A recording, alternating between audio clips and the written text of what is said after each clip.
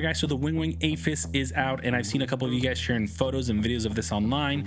And if you don't know, this is the auto pop panel that we use in the Airbus aircraft. It's not the same for Boeing, although you can use it for Boeing. It's not the same, but this is what WinWing has released, and we now have the FCU and the left and right EFIS. So super excited to share with you guys and hopefully help you guys decide whether or not this is for you. So let's get into it. Here we go.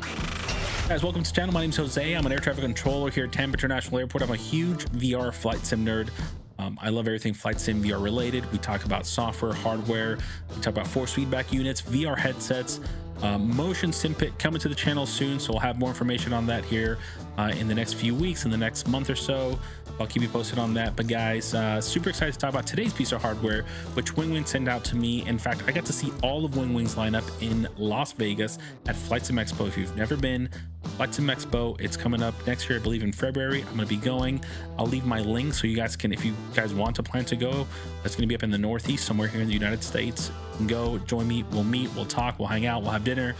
And it's just a blast. But anyways, this unit, guys, is excellent. You know, the quality in the build you're gonna find, although there's no metal, there's no aluminum here per se, the plastic, the colors, the lighting, the LCD panels, the things that we're looking for as, you know, flight simmers, I think it's there. The quality's there, the options for mounting it different ways is there. It's not too heavy. You know, it's just kind of like the right weight. You know, I wouldn't want it to be really heavy, but I don't want it to feel like a toy. The buttons feel good. Like I said, I am not a pilot, I'm a VR pilot. The buttons feel great when you push them, the click, the pulls, everything does the functionality you expect it to do in an Airbus. So in the Airbus, you have a lot of pull and push functionality, and then there's a couple toggles that you have to lift up, like for the VOR, and then drop it over on the side, which is just really neat. Which I'll be honest, guys, my confession is the fact that I'm a Boeing guy and I'm learning about the Airbus, so please bear with me as I move forward with this. You know, I want to be able to bring you guys reviews, but I will be transparent to let you know I'm also not a real F-16 pilot. Try to let you guys know, so when you see me flying the F-16, you know, I'm just making it up as I go. So no, seriously. So with the Airbus, I know a little bit more about Boeing, but I've had a lot of fun learning it. And let me answer this real fast, because some people say, why do you have that there if you're going to be flying in VR and you can't see it? And, you know, my response is this.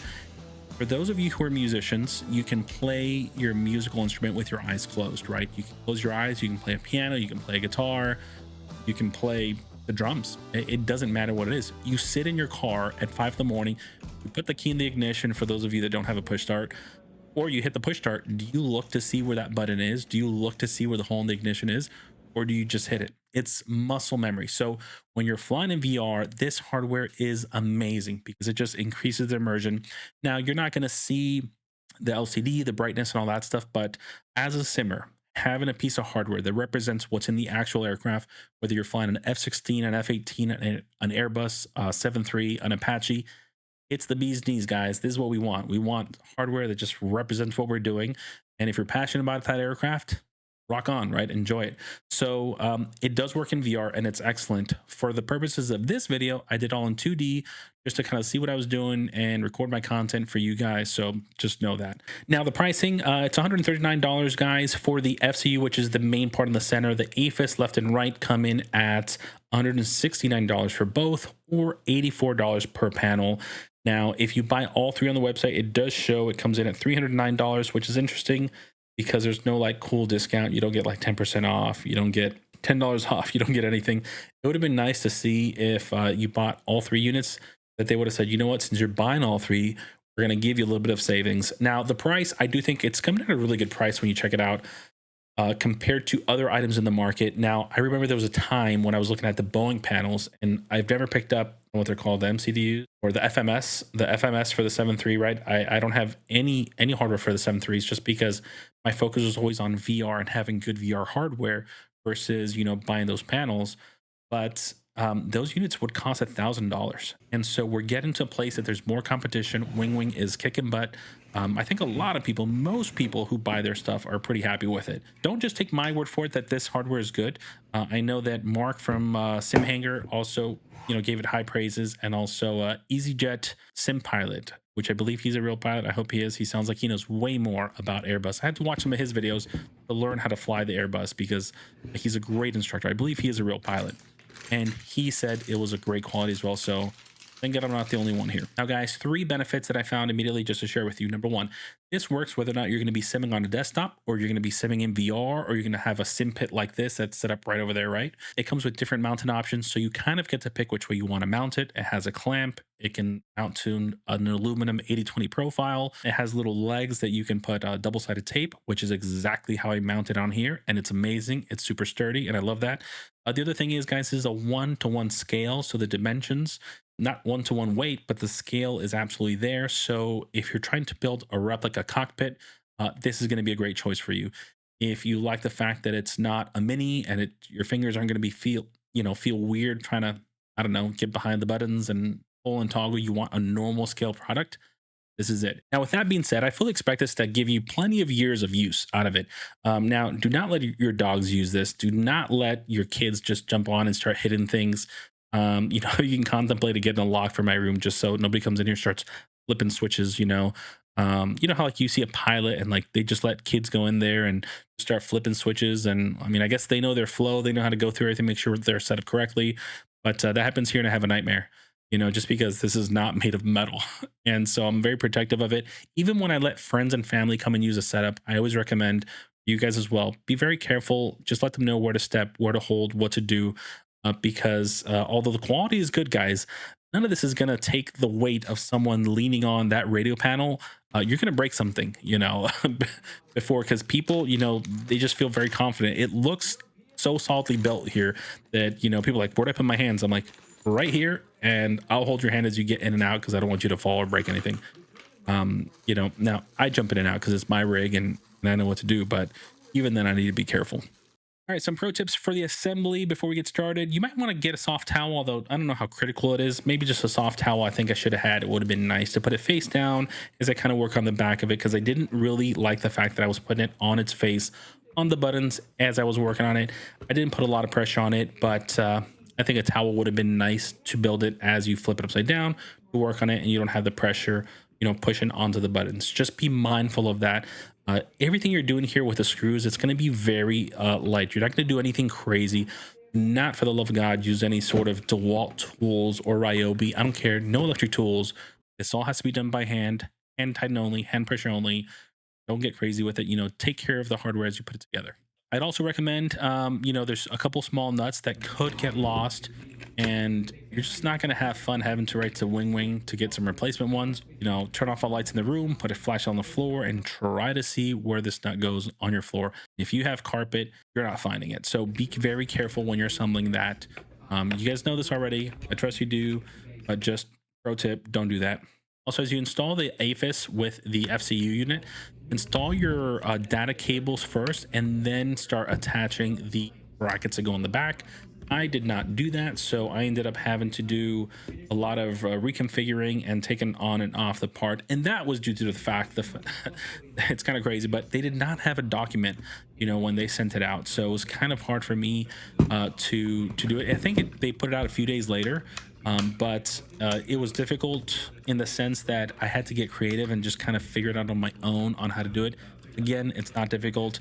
I've had plenty of experience putting barbecue grills backwards together. I've built plenty of IKEA furniture wrong. I'm a pro. I know how to build things wrong and how to disassemble it and start all over again. So I kind of did that. But now you guys can avoid that because there's a manual. I'll leave that link below. And it's not that complicated, but it just saves a couple steps. If you can look at the photo, and I think most guys do that, right? We just kind of like look at the photo and we're like, okay, I got that, and we go to the next step only to realize that we missed a step.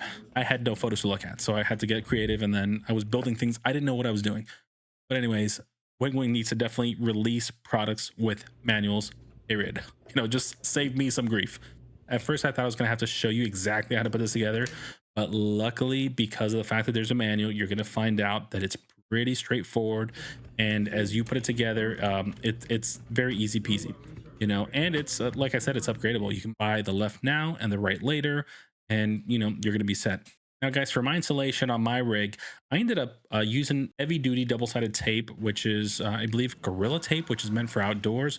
This will rip the cardboard, the paint off your drywall. So it will not do any damage to this, but it's super strong and I love it. That's what I ended up using for preparation. I cleaned the surface. I think I had mineral spirits or alcohol. I don't know what I used for it, but I had something in the closet there. And I removed any grease, any oil from my Next Level Racing SIMAPP rig, and then I allowed it to stick essentially semi-permanently. And then if I got to remove it, what I do is I take fishing wire and I just run it through the back and just saw it right off, and that helps me remove it just because it's the best way for me to remove it without having to twist the plastic or do anything aggressive to the plastic. Flip it over, you know, and just rub off the glue with a finger. Boom, mount it any other place you want or bring it back later. So that's how I ended up mounting it, and it works. Now, the software SIMAPP Pro, this is excellent. It allows you to do firmware updates to it. You can check the brightness, you can check the different buttons, make sure everything's working. So it's really neat. This is what allows this to be plug and play. You do need the software. I did not plug it specifically into my computer. I just kind of have it plugged into a hub that's plugged into another hub that is extended through a USB cord to my computer. Everything updated just fine. So just consider that. And again, good little piece of software. You can check everything you need inside of it. No issues there. Now, guys, for the aircraft test, if I haven't told you already, right, like I don't really fly F-16s in real life. I know my logo has a big old F-16 on it. I love the Viper. I also don't fly Airbuses in real life. I'm an air traffic controller. I boss pilots around all day long. I tell them radar service terminated, unable, denied, no sir, squawk VFR. You know, it's what I do. I have a lot of fun. But with that being said, I'm learning about the Airbus. I've had a lot of fun watching some other tutorials because some excellent guys out there know how to fly this bird way better than I do. I love the Boeing. I'll fly the Boeing a lot better. But with that being said, I took off Sarasota, ended up flying over to Tampa, kind of gave myself some radar vectors, climbed to 3,000. I did a couple of quick expedited climbs from, I think, 3 all the way up to 7,000, and then expedited the descent down to 3. Then it did a couple, you know, quick turns and just really checked out the system, clicking on the autopilot panel and just making sure that the buttons worked. Now, there's a couple more features there which I do not know, but the good news is they all work. Period. So while I'm not able to show you this super awesome ILS approach, I'm not going to act like I know how to do that. I did, I think, get a decent landing there at Tampa International Airport after I survived my vectors and learning how to use the hardware a bit. But overall, it's been pretty good. And I think you guys are going to find that everything just sinks in. The delay is, actually, I don't think there's a delay. So when you adjust your altitude, your speed, your heading, your bugs, when you do everything, it is so neat to actually hear the actual correct sounds and the buttons and the lights. And so that to me is actually really, really cool. Now, guys, having unique hardware like this for your favorite aircraft is what makes VR so immersive. If you want to learn how to maximize your immersion in VR and learn how I did it in this setup here, check out this video right here and you'll learn everything about this sim rig and how to really, again, maximize that immersion in VR and have the best experience possible. Peace out.